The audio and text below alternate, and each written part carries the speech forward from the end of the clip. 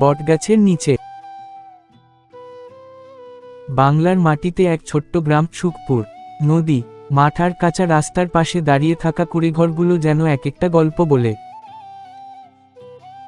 চারদিকে সবুজ ধানের ক্ষেত, পাখির ডাক আর মানুষের সরল মুখ, সব মিলিয়ে যেন এক স্বপ্নের গ্রাম। গ্রামের মাঝখানে একটা বিশাল বটগাছ ছিল, অনেক পুরনো, কারো মনে নেই কখন থেকে আছে। লোকমুখে শোনা যেত, এই গাছ নাকি কথা বলে। কেউ কেউ বলতো, যার মন সাচ্চা, সে বটগাছের নিচে বসলে তার মনের কথা গাছ শুনতে পায়। সেই গ্রামেই থাকত 10 বছরের একটা ছেলে, নাম তার রাকিব। মা বাবা মারা যাওয়ার পর থেকে সে মামার বাড়িতে থাকত। মামা মামি খুব একটা আদর করত না, কিন্তু রাকিব দুঃখ করত না। সে সারাদিন মাঠে খেলত, গরু চড়া, আর বিকেলে এসে বটগাছের নিচে বসে থাকত।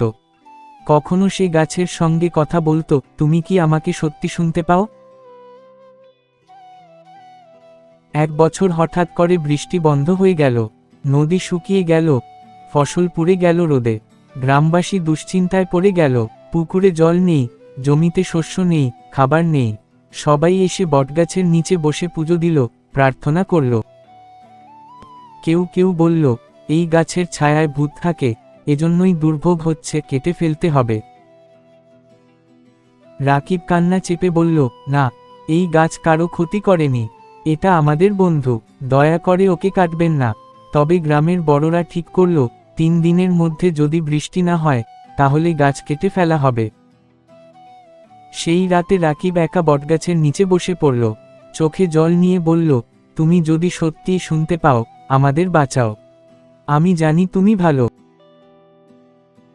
সেই রাতেই আকাশে বাজ পড়ল, বিদ্যুৎ চমকালো, আর শুরু হলো ঝমঝমিয়ে বৃষ্টি। একটানা 3 দিন ধরে বৃষ্টি হলো, নদী আবার জল পেল, জমিতে নতুন অঙ্কুর উঠল। গ্রামবাসীরা অবাক হয়ে গেল, তারা বুঝল, বটগাছকে অযথা সন্দেহ করা হয়েছিল। কেউ কেউ বলল, রাকিবের প্রার্থনা শুনেছে গাছ। এরপর থেকে গ্রামের সব শিশু রোজ বিকেলে বটগাছের নিচে বসে গল্প শোনে রাকিবের কাছ থেকে। সে এখন বড় হয়েছে, স্কুলের শিক্ষক, কিন্তু তার মন আজও সেই ছোট্ট ছেলেটির মতো, যে বিশ্বাস করত, প্রকৃতিও আমাদের কথা শুনতে পারে যদি মনটা সাচ্চা হয়। প্রকৃতি আমাদের বন্ধু, বিশ্বাস আর ভালোবাসা দিয়ে তাকে আগলে রাখলেই সে আমাদের রক্ষা করে।